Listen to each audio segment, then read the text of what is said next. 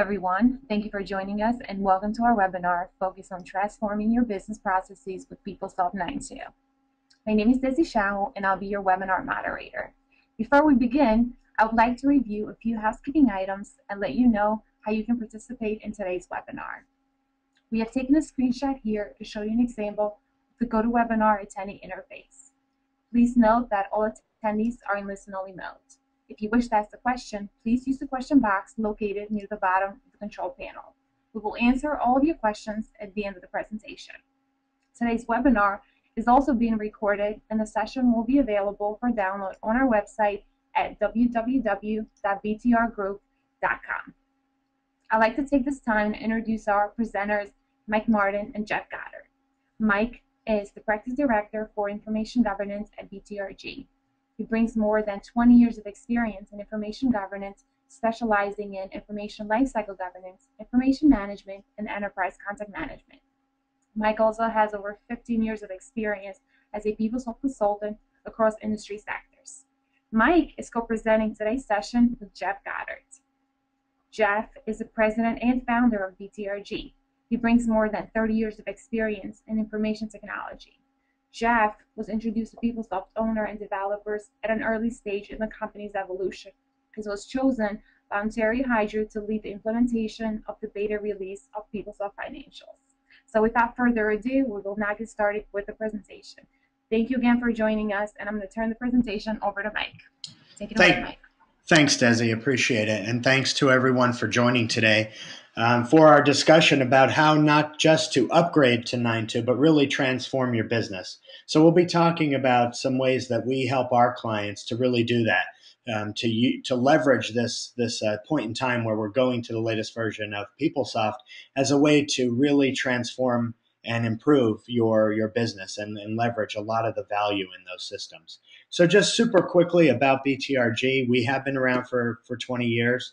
As was mentioned, Jeff was at the beta site for PeopleSoft Financial. So we trace our roots way back with PeopleSoft all the way to the beginning.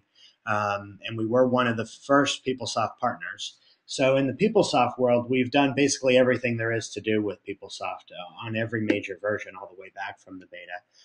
And when it comes to 9.2, we were selected as a testing partner. So we helped Oracle test the 9.2 version of PeopleSoft. We are in the middle of upgrading several of our clients to 9.2 currently with some really good success there that we'll talk about a little bit later. And we have some unique solutions on the PeopleSoft side, and we take the same approach on the other side. But when it comes to PeopleSoft, we have some unique solutions that we put out there. And then the other main aspect of BTRG as a company is the practice that I lead, which is our information governance practice. And in that practice, I like to say, if you have data, we can help you, which, pretty broad pool of people that we can work with. But really what we're about is taking data and anything around your data that's currently can be a burden and turn that into an asset. A lot of information governance is viewed as overhead or something we have to do. We have to be compliant or it's a burden. But we really see information governance as a way to save millions of dollars and reinvest that into growing your business. So in that practice, we align with a lot of the IBM solutions. So BTRG is both an Oracle and an IBM partner, and we have the highest level of partnership with both of those firms. And we've worked across pretty much every major industry that there is. So that gives us a lot of expertise. No matter what industry you are in, we've probably dealt with some of the specifics for that industry. So today we're going to discuss some approaches to not just go to the latest version of PeopleSoft, go to 9.2 as a matter of something you have to do, but to use it as a way to transform your business. We'll talk about some of the capabilities in 9.2 and even some in 9.1 and how they roll up into 9.2 that can really be a different way of executing business go forward. We'll talk about some of the strategies that we deploy with our clients to help them take full advantage of upgrading. We'll talk about some of the results we get, review some of the offerings that we have that may be of some interest to you at the end in getting ready. So as we talk about this idea of transformation, and I like to say, instead of just going live because you have to, let's go live on 9.2 for a really good reason, right? So it really breaks down, and we align it into these two areas. One is business transformation, leveraging new features that have high impact to uh, help you improve your business.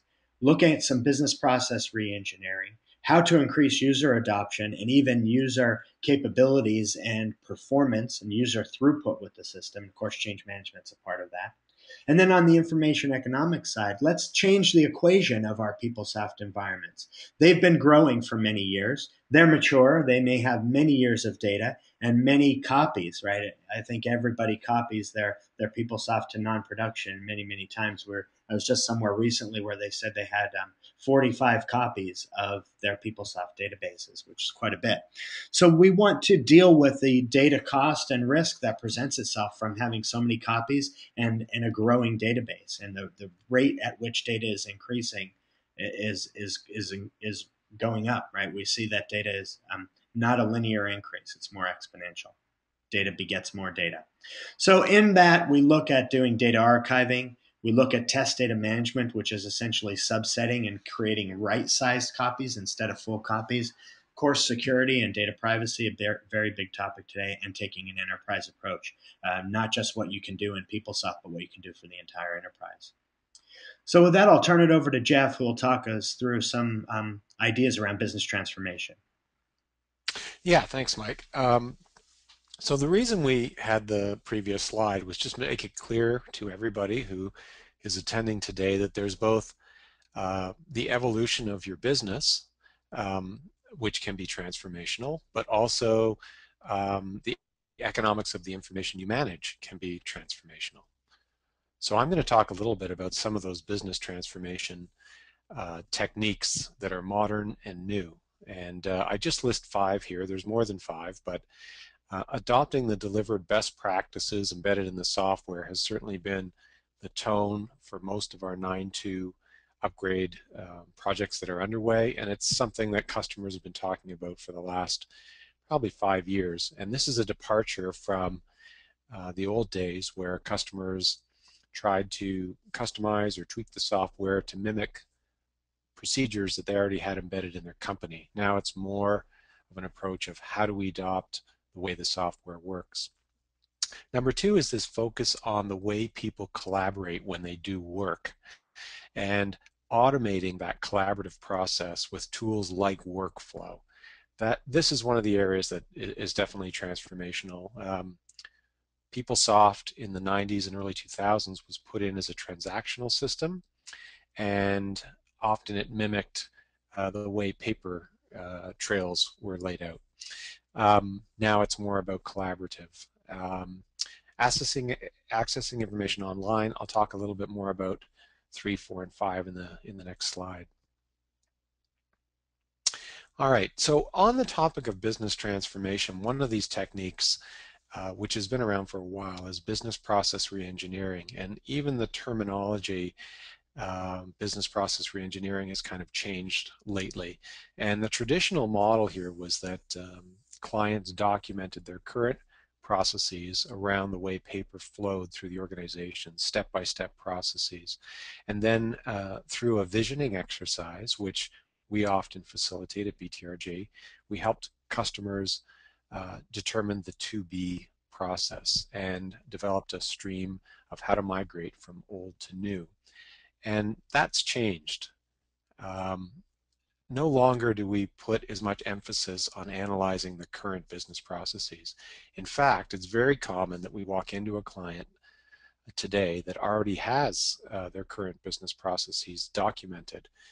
What they've been missing is how does the PeopleSoft software work, and what techniques can we apply to move to the way the software works delivered versus visioning kind of the blank sheet of paper to be processed. So where BTRG has been very successful, I would say, is in defining what that to be business process looks like in the context of the PeopleSoft software itself. All right, the other transformational technique I just want to talk briefly about is focusing on this collaborative approach. And you know, with all the social networking capabilities and features built into LinkedIn and Facebook and Twitter these days, you find that people in a work environment collaborate through the sharing of information, and it's not a one-person workflow anymore. It involves multiple people sharing information to complete a task. So one of the places we've seen transformation take place is by analyzing the way people collaborate and then building a workflow model, which isn't very complicated. It can be very simple, and automating workflow using PeopleSoft's workflow engine, and that translates into more transformational, a more transformational impact on our customers. All right, the last three, I'll just be brief because I don't want to spend too much time on this, but this shift from reports to online analytics is also very transformational. Often we'll walk into a client that has an inventory of 200 or 300 reports, and they're not sure who uses those reports, but they're afraid to take them away.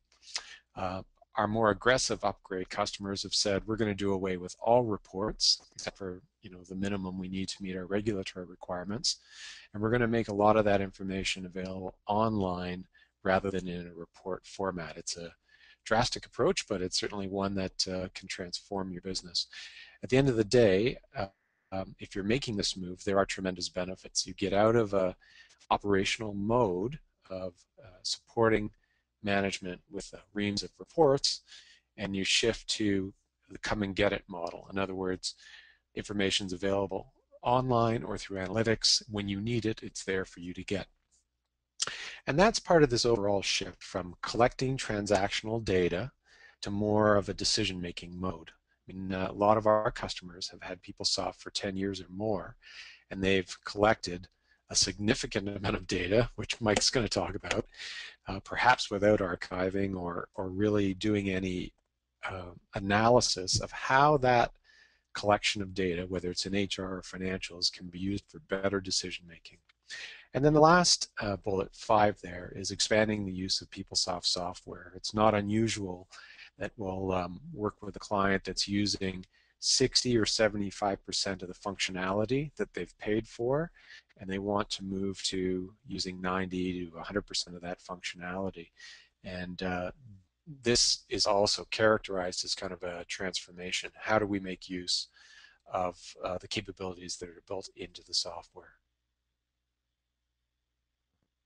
So just to finalize the point on business transformation, I advise customers to examine whether their upgrade has transformational objectives and their executive management are behind this notion of transforming the business, or whether it's much more simple and maybe management is looking at, we just want to get on 9.2, we want to do it for the lowest possible cost and maintain the status quo.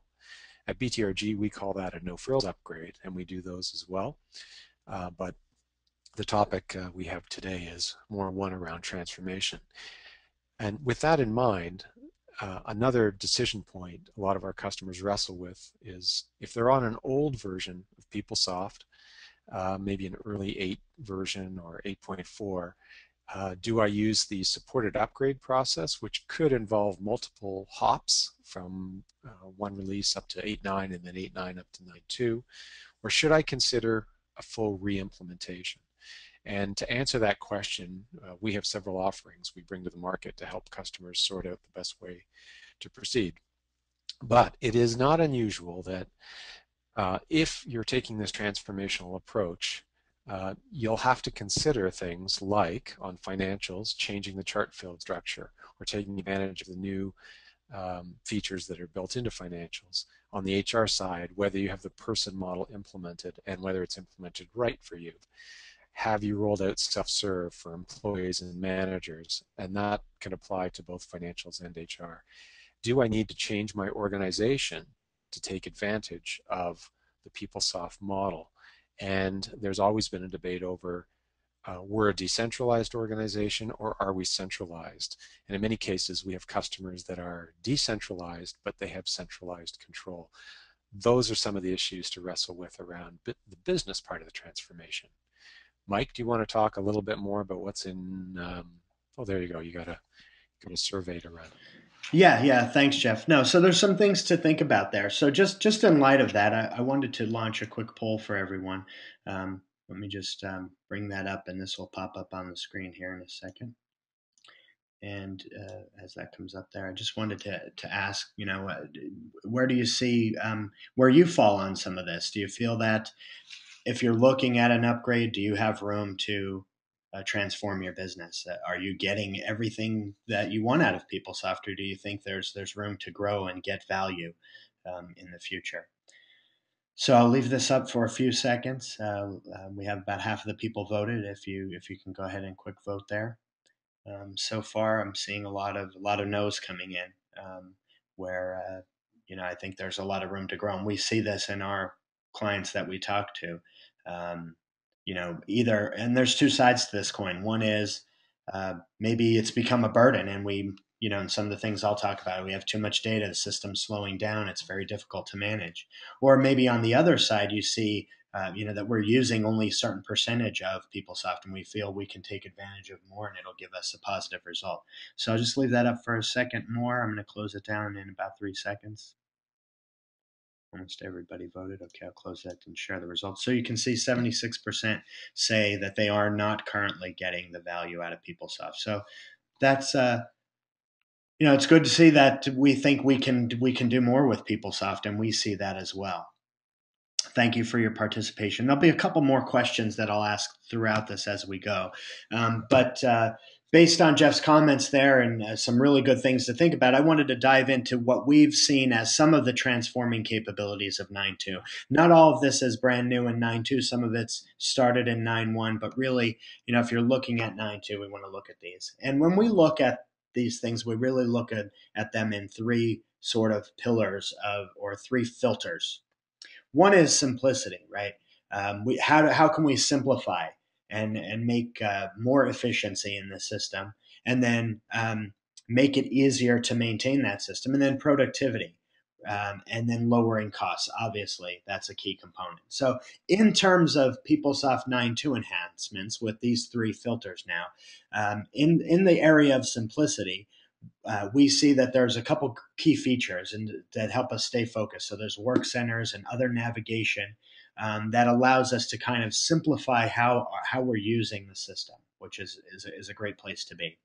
And then with productivity, there's more robust integration, improved functionality, and then how do we lower costs? We see some of the features of the test framework and usage monitoring coming in there, as well as some embedded help and things like that. So we feel that in 9.2, this is how we've kind of pulled out those features that we want to highlight today through these three filters. So the first one is work centers. You may have seen this before. Really, Work Centers allows you to kind of bring together the functions in the system that are primary for your job and see them in one view and work through that. So it can really increase efficiency, reducing certainly navigation around the system. And I can remember back in the days when those navigations were changing as we went on to new versions of PeopleSoft. So right now, you really want to just, you can use Work Centers to bring together your work and have it all in one place, and certainly increase your efficiency there. Another point that's similar is the activity guides, right? They're kind of like a to-do list. So we can bring through everything that we need to do on that particular day. And this is our activities. So if we are dealing with a life event, we know here's all the steps that have to be adjusted. We have to check marital status and do some document uploading and check benefits and personal information. So it allows a view into the system that is really a bit more intuitive and make sure that you use all the steps. If lists are I don't know if you've heard the idea in surgery, right? When doctors started using lists in surgery, they really helped to improve that the care that they were giving. So if they're good for surgeons, I think they would be good for us in doing our jobs, right? So certainly this idea of less errors and missing steps. When you have a list, it really helps you to kind of be efficient and accurate in what you're doing. So another key feature in 9.2 is train stops, and we were just recently talking with a customer looking at a 9.2 upgrade, and this was a key component that they zoned in on, that they liked, this idea of knowing where we are in a step. So the train stops kind of take you through the activities that you have to complete in any one task. And it shows you the entire process as well as where you are, and you can kind of go forward and backward in that process. So a lot of key things just in usage of the system to enable us to kind of be more efficient, simplify, and get more productive in the system. Another key element is pivot grids, which allow us to make more analytical and interactive charts. Similar, they're based on PeopleSoft queries. We can now show results with graphics in a chart. And have them clickable and drill in and make adjustments and see how that interacts. So bringing this idea of reporting into the system rather than running a batch report waiting for it to complete, right? Bringing those analytics forward into how we actually process and use the system. Also in 9.2, there's some more capabilities around mobile applications. So some approvals have been extended out there, and this is kind of a view of how you might interact with PeopleSoft in an iPad or a tablet. So again, you can kind of see expenses and how to process those. So again, the idea of increasing productivity and simplicity.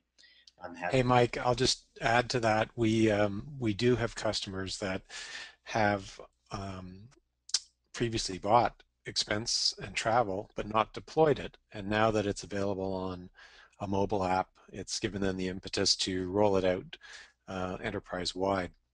The other one, there's an inventory control feature that runs on mobile devices as well. And for the customers we have with inventory, they seem excited about transforming the way they manage inventory just with that mobile device.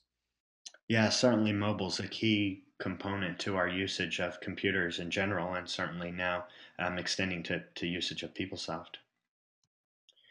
And there has been some enhancements, significant enough that we're calling them out to the online and embedded help, right? So now there's a new web-style interface, not the old people books, designed to have business process and graphical integration through navigation. So again, to help you kind of perform your functions properly. And there's videos and audio files embedded, and it's page specific. So if you click on the question mark icon on a page, it'll give you that context sensitive help right within the application. So just to see that Oracle is really modernizing this as well as another way to help increase productivity. Now, a really key component too is the PeopleSoft test framework. And I think we've seen that this hasn't had the high degree of adoption yet, and we're certainly working with our clients to look at this. So now you have a test framework that's integrated inside the application with People Tools. It has some very specific features for PeopleSoft. It's really aligned. So rather than having a third-party test framework, we see a lot of advantage to going with one that's inside PeopleSoft and designed for it, because it does have features that are there. It allows us to automate our testing. So what this means is you could do more tests quicker because you have this framework, makes them more repeatable, and it kind of works like a user. So you can create and have multiple users testing with the test framework, allowing you to scale your testing, speed it up, and also for it to be very accurate, because we know it's repeated exactly the same each time. And as you create tests, those are stored in the database as an app designer object. So why does this benefit? Because we can test faster, make sure that we have accuracy. We can repeat our tests, knowing that we're doing the exact same time and time again. And you can ensure that you have the same behavior, right? And what we've done is we've actually pre-built a lot of this out. And we have a solution that we have created, the BTRG testing solution for PeopleSoft testing framework. It's based on our experience. We have pre-built testing plugins for this for HR, financials, and supply chain. And we think that we've seen quite a bit of an improvement by using PTF combined with our solution, the PeopleSoft test framework combined with our solution, to really give you up to a 40% improvement in your testing cycles. And what we've also done is I'm going to talk about some of our solutions on the information governance side for creating right-sized test environments called our test data management solutions, and Test Data Factory, which generates test data. So a real big focus on testing. So let's, instead of the old style of copying our entire environment down over and over again, doing manual testing, we really have a new generation of testing now where we create right-sized environments. We can automate that testing, and much of this is already pre-built for you. So we think that's a key area where we saw the need and potential to improve the process. Another key improvement from Oracle is the PeopleSoft Update Manager. So it's really an overhaul of PeopleSoft maintenance. So now patching, updates, applying fixes are much easier, and it's more automated. So this is incorporated into PeopleSoft again, and it's a completely new design for how you would apply fixes. Much more simple, much more quick. So I see there was just a question here. The test framework. I believe that was in 9.1 was when the PeopleSoft test framework came out, and we're just calling it out because we haven't seen a lot of adoption for it yet, and we're kind of evangelizing that adoption and trying to facilitate it by our testing solution. But I think that was available at first in 9.1. So now just moving on to the data side of things for a little bit, and the information that you manage in your PeopleSoft environment, and how to transform the economics of that scenario. Again, the 3 pillars or filters that we're looking at things. Simplicity. How do we simplify our data? Well, let's reduce data, right? Let's reduce the volumes that we have. If we have less data, we're also reducing risk. Less data is less risk, right? Less exposure. Increasing productivity through higher testing capabilities, increasing the ability and speed at which you can test, and certainly improving system management, increasing the productivity of our system admins and our DBAs, as well as the performance of the overall application by reducing the data that's in it. And lowering costs through just cost of data, right? If we can actually move data out of our production system, that means we have a lot less storage requirements, and we're creating right-sized environments, less maintenance on that data. And then while at the same time, let's improve our testing quality, shorten the cycle times, improving security and stability. So I'm going to launch the next poll here. So we see data growth as really one of IT's biggest challenges over the next decade. It's expected, our data volume today is expected to be 50 times larger within 10 years. So I'm just wondering, who has a data archive strategy that you're employing today? Could be for your PeopleSoft environment or elsewhere, or maybe it's even part of your PeopleSoft environment. If anyone would care to share what they're doing, we would love to hear what your archive strategy is. Are you using a homegrown solution? Are you using something in PeopleSoft or using a third party? So would love to hear that if you'd be willing to share that. And I'll leave this open for just another 3 seconds or so. Got about half the people voted, so if you can go ahead and vote if you haven't already. And I'll close this out. Okay, so you can see 56% of everyone said that they do not have a data archive strategy, or at least an effective one. Good. That's good. I'm hopeful that what I'm about to share will give you some ideas. Just go ahead and hide those results. Okay, so how can we transform with data management or information governance? Well, if we look at our online transaction processing systems like PeopleSoft, like our ERP packages, typically what we've found and what other studies have found is about 75% of that data is inactive. It's been closed out. Think of your GL, right? You're on your open period, current year, last year, 2 years ago of GL data, that's inactive. It's not being actively used. Same thing across other applications. So 75% of your environment's probably data that's fairly dormant. If you look at IT spend, 30 to 50% is on legacy applications. So the applications you had before you implemented PeopleSoft or other applications that are no longer used. How many of those are proliferated around your enterprise? And what we want to do is, given this, that there's a lot of inactive data out there, and other studies show that 70% of any enterprise's data is basically debris, data that has no value to the enterprise. We want to solve those problems at the source, which means, doesn't mean new hardware, doesn't mean more storage. It means dealing with the data, getting rid of the data, right? So you want to archive data, but retain access to it as needed, and eventually actually dispose of that data, permanently remove it from your enterprise, and allow you to start to keep your hardware right-sized. Right. Certainly, PeopleSoft has sensitive data in it. HR is personally identifiable data. Our financials and supply chain may have information about vendors and customers. So you want to secure that data. We want to create right-sized non-production environments. Let's stop copying production over and over again 45 times. Let's just copy what we need for a training environment or a development environment. And at the same time, then we're going to reduce the backups and disaster recovery effort and, of course, spend with less copies. So if you look at PeopleSoft and the idea that performance degrades as data grows up and costs increase. So as data grows over time, and it ends up with that hockey stick curve there, your performance goes down. You may throw hardware or additional tuning at it, and over time, that it's more and more difficult to keep that going.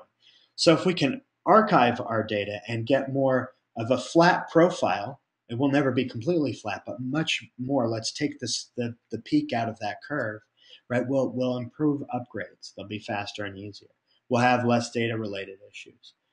The go live, when we do an upgrade, we can shorten that actually to get really done in the weekend, because we don't have to upgrade 10 years of data. Maybe we're upgrading just 2 years of data. Better performance and better user experience, especially if you archive around your upgrade. When you go live on the new version, you're going to have a speedier system and more responsive and slimmed down. So what we mean by archiving, just to kind of define it for a PeopleSoft upgrade, is you have in any environment you've got current and historical.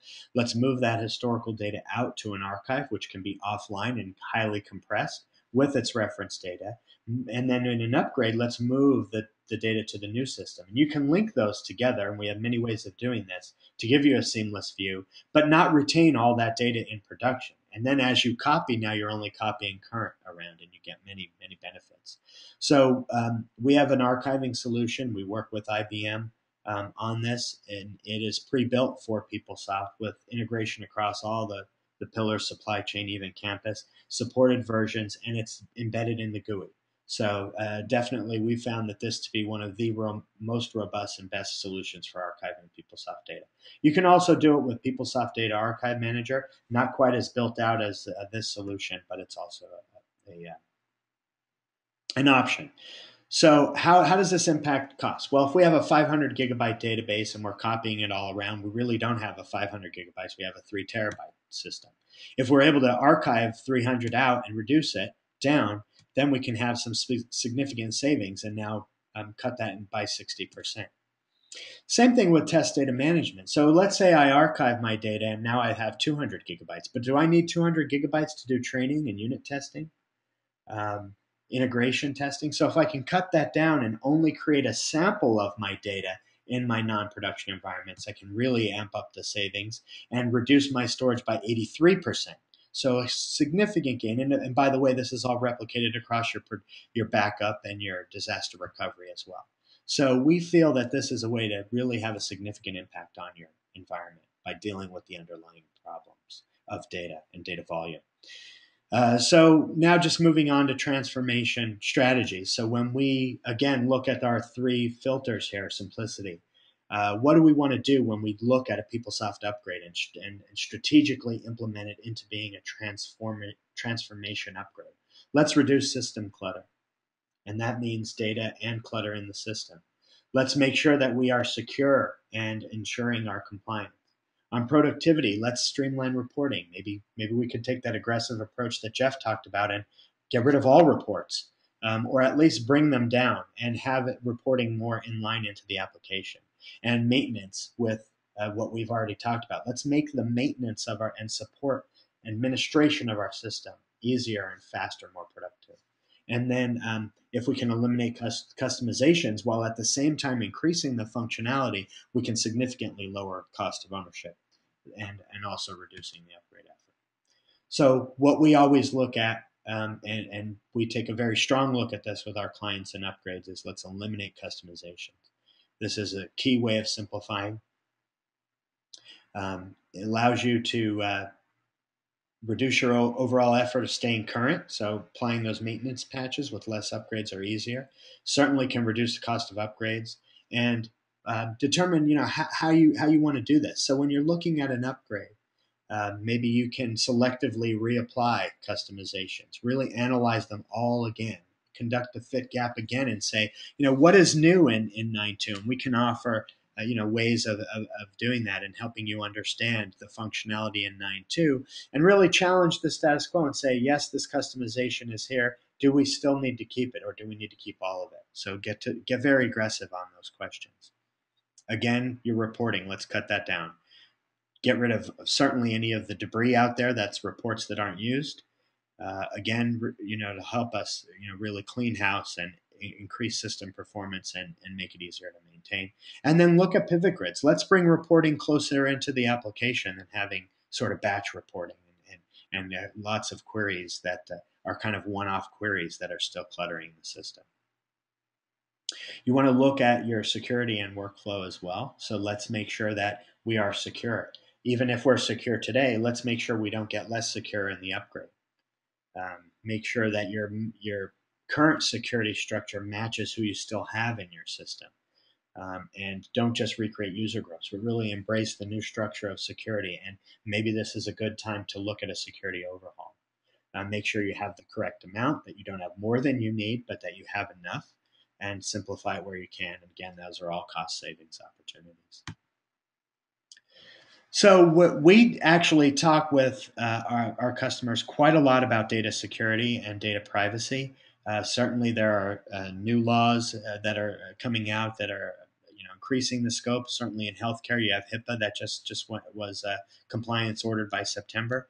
But if you look at some statistics out there and studies, only half of the data that should be protected is currently being protected. So if anyone here in the webinar is currently copying your production environment to non-production environments, and you are not masking the data in those non-production environments, so say Mike Martin is in your HR system with my salary and my social, if you don't mask that in non-production, you definitely have a weakness there, because in non-production environments, we often have a greater access. Consultants are in there. We may be strategically outsourcing certain aspects of it. Certainly something to look at. 94% of in this survey admitted that they had a breach in the last 2 years. That number blows me away. That's almost 100% of people said they had at least one breach in the last 2 years. So I think a lot of times it's not a question of whether the breach happened, but it's whether we know it or whether we'll admit it. But certainly there are breaches that we don't even know that have happened. And this is very startling as well. The breaches are on the rise, and I'm sure this resonates. You hear in the news, there's a new breach coming up in the headlines all the time.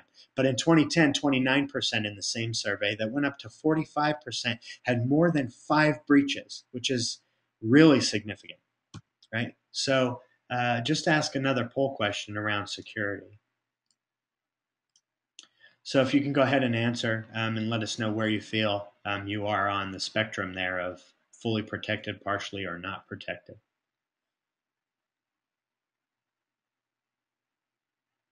We certainly find a lot of clients coming to us to ask about security. It's a really hot topic right now. And I think, I often quote the State of the Union address. The president mentioned cybersecurity and how other countries and entities are actively trying to hack into our systems and steal data. We've seen governments doing that, as well as, and so, I kind of joke, when when the government has acknowledged it, it's probably too late, right? It's pretty significant of an issue if the government's already talking about it. So I'll just go ahead and close this out in another 3 seconds here.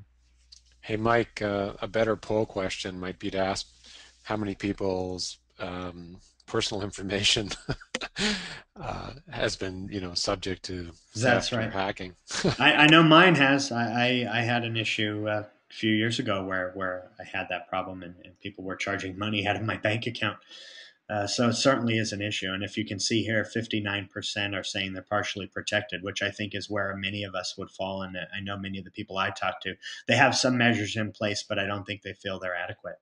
And then 32% being unsure, right? That's not a great place to be either, right? We want to know that we're protected. Certainly welcome feedback in the questions if you want to type anything around security or what you're feeling there, or how you feel you might be fully protected, those who said they were. So just moving on there. So I mean, I really talk about, when you look at not just an upgrade, but certainly upgrade is a good time to reevaluate security. You want to make sure that you stay secure as well as compliant. Right? So you want to look at vulnerabilities in your system. And we do this with our clients all the time. We have an offering we call the Security Factory, which helps us to understand our security profile.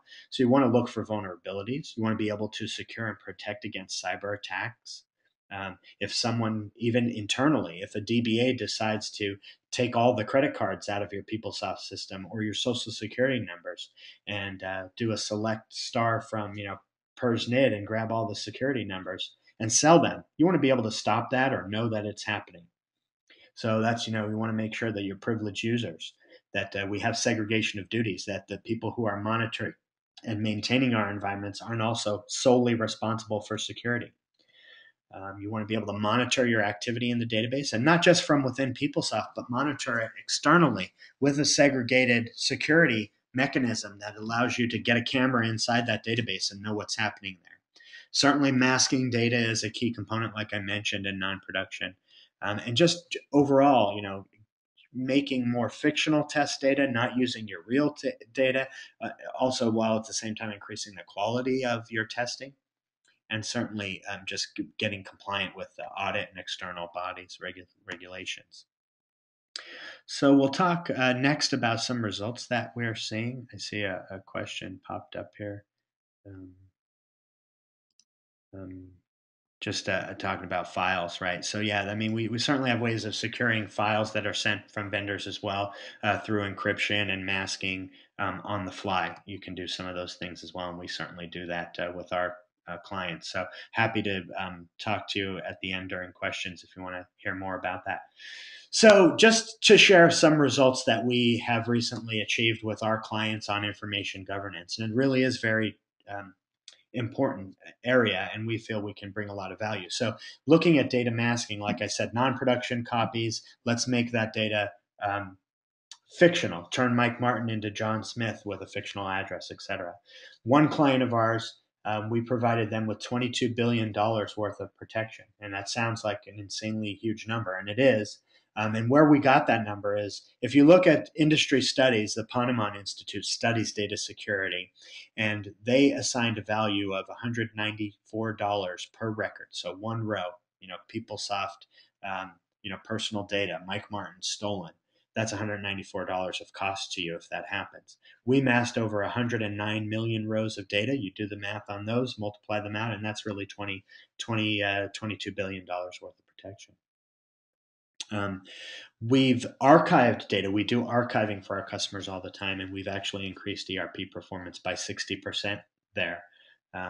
Reduced storage by 80% doing test data management. You saw where I said you can go to 83%. We've done that with our clients.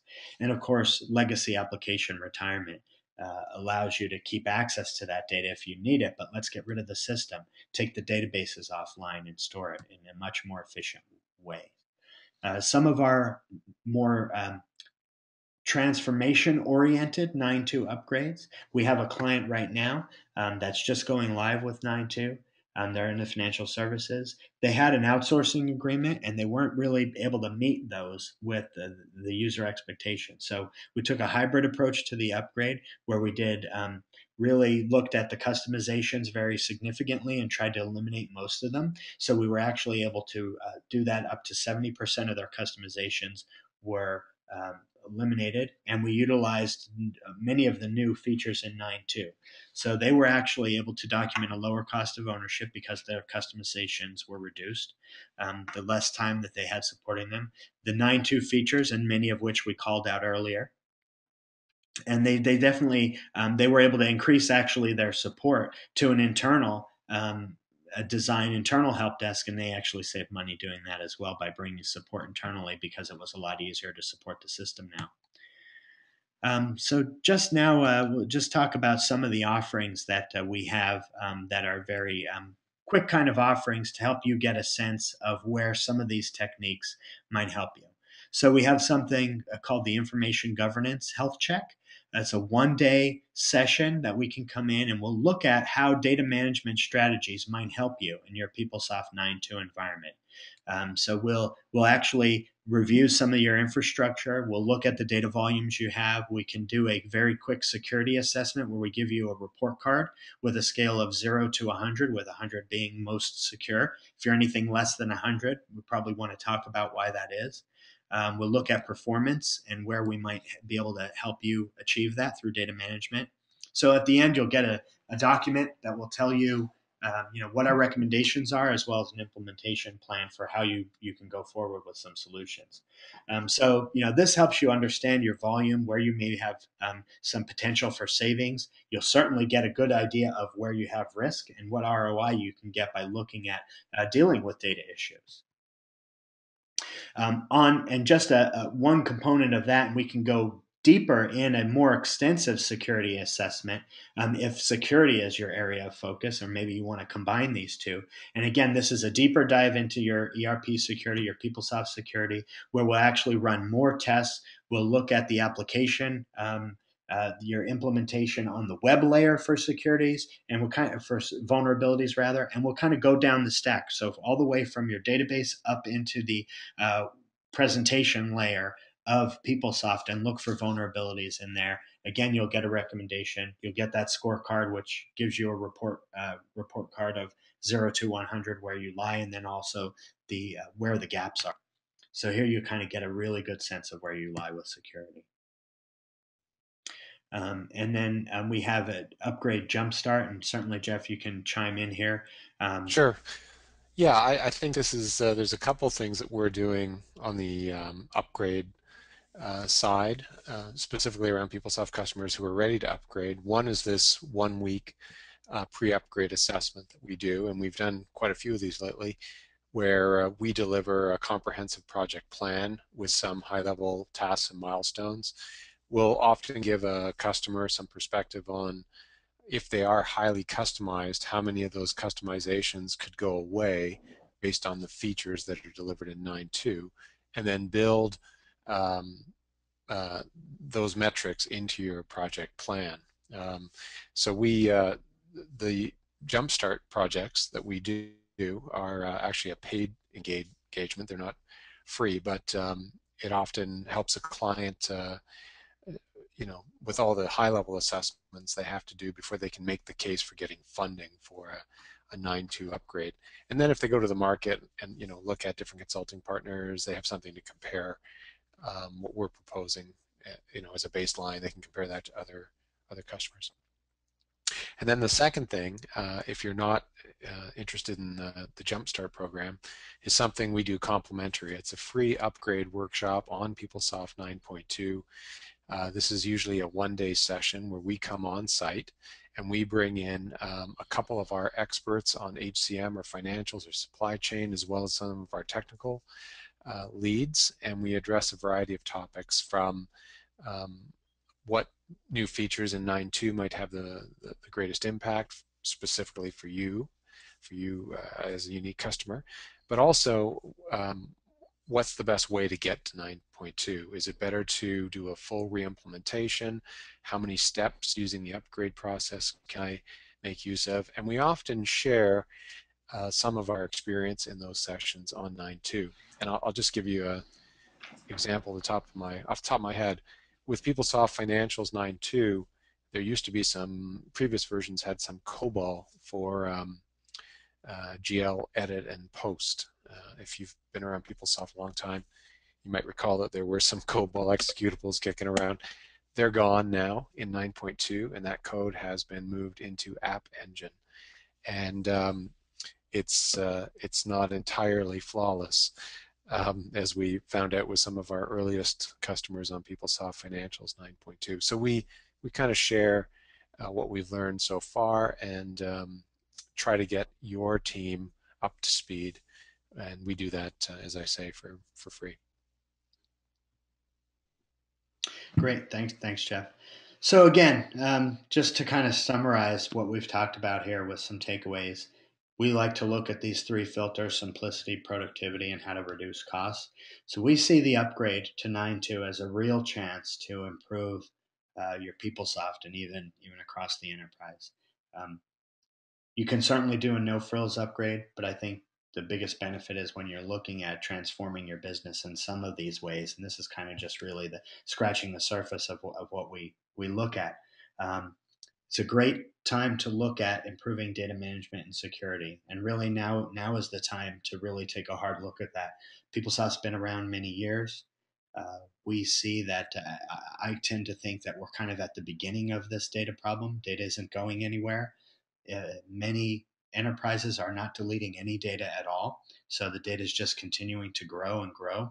And, it's more than just saying storage is keeping up. Storage is growing as well, but storage actually isn't cheap. Well, storage may be cheap, some of it. Certainly SAN isn't, but data and information isn't cheap, right? To keep data, it's very costly, both from a maintenance, clogging up your systems, just the storage costs as well. But really, just having, I often use an analogy of a cluttered garage. When you want to go to get something out of a garage that's just packed to the gills, full of stuff, it's difficult. Same thing applies to our systems, and certainly applies to PeopleSoft. So I think now is the time. Let's not wait another 10 years and deal with data problems when they're really out of control and growing faster than the IT budget can keep up with solving them. And let's streamline. Let's look at really getting our systems more simplistic, but also more accurate to what we need them to do. And maybe we can remove customizations and leverage those new functionality. And certainly we have proven solutions that have helped our clients achieve that. So you want to get the most value out of your upgrade, and we feel that you can transform your business, and that will help you really get the value out of the upgrade, rather than that just doing it because it's a burden. Let's do it because it makes business sense. So we have a webinar coming up. We have an offering at BTRG with PeopleSoft as a service. And Jeff, do you want to chime in on this one? Yeah, sure. We're kind of excited about this because it's something new, and it's not something that's being offered in the marketplace, and that is delivering PeopleSoft to clients as a service through the cloud.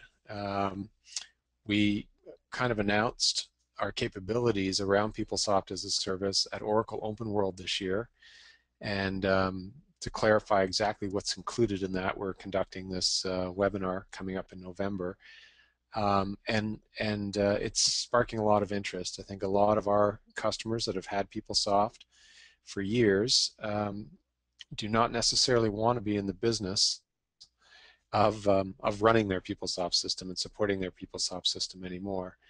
And so we have some unique offerings there around continuous improvement. And for net new customers, we have the capability to offer subscription-based pricing, which is a departure from traditional Oracle licensing, which has always been on a you buy the software up front and you pay maintenance on it each year. So we're excited about it. If that's something that your organization is interested in, by all means register for the session on November 12th. Great, thanks, Jeff. And also what we're including in that is certainly some of because of our expertise in data management, right? Some to kind of keep that system lean and managed well and secure for you as well. If you went with a PeopleSoft as a service, we also have another webinar coming up in November for strategies to avoid a data security breach. So how you can reduce the high cost of security and compliance and not see security as just a drain on your business and something that you have to do and it's just pure cost. We can actually have ways of helping you to pay for getting secure, certainly to make sure that you're within compliance mandates for your industry, even internal compliance mandates, and then how to reduce vulnerabilities in your environment. So again, I think now is the time to really look at security. Again, if the government's looking at it, it's time if we haven't done it already. So another great webinar that you can register on our website, btrgroup.com. So one final poll question. I'll go ahead and launch that. It looks like someone has their hand raised. If you have a question, go ahead and ask that in the question box in the GoToWebinar control panel. So just kind of asking what other topics you might want to see in a future webinar. Is it PeopleSoft tips and tricks? I kind of thought that would be the number one answer. Anybody interested in security or archiving, reducing data volume, general trends in technology that we see affecting PeopleSoft and other clients. So I'll kind of leave this up. If there are questions too, please feel free to ask them there. And there's a question here. Why not use PeopleSoft Archive? That's a very good question, and we definitely discussed that quite a bit. And I guess that there isn't one answer, right? It depends. It depends on your situation. So sometimes using PeopleSoft Archiving makes a lot of sense. The PeopleSoft built-in archiving, which is now PeopleSoft Data Archive Manager, has actually evolved over time. Initially, the GL module and the AP module were some of the oldest modules in financials, the most mature, and they were growing. They're high volume modules as well. And so each module had developed their own solution for dealing with volume. I think at one point, one was a COBOL and one was an SQR. And they had their own ways of doing things, really moving data from journal lines and moving data from the voucher tables. Eventually, Oracle and PeopleSoft kind of brought those together.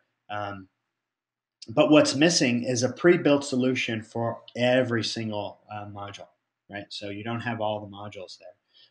So there's a structure that's in place, but you have to know which tables you want to remove from. And then also what happens there is it moves the table from the transaction table like voucher to a table that's a history table like voucher history. Still in your database, so you're not reducing your overall database footprint by doing that.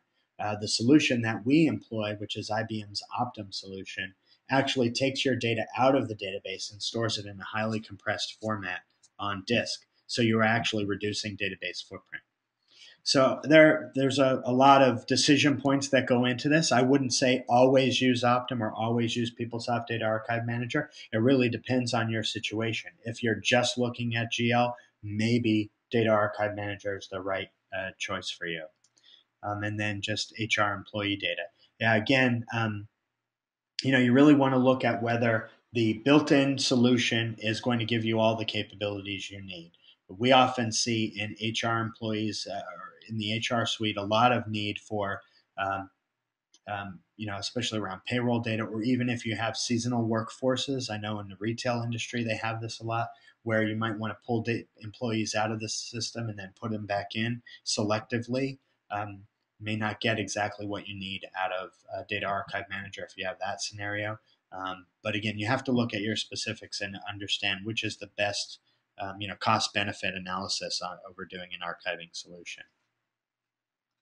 So I'll go ahead and close the poll there. Thanks, everyone. We had almost 70% vote. If you haven't, you got another second or two to quick vote on the polls you would like to see. Really appreciate that feedback. So again, the winner was PeopleSoft Tips and Tricks, which I expected. Glad to see there's some interest in data archiving and trends in technology. I'm a little surprised that protection and security is only at 6%, but maybe it's just not as interesting. But I think certainly an area we want to address is security.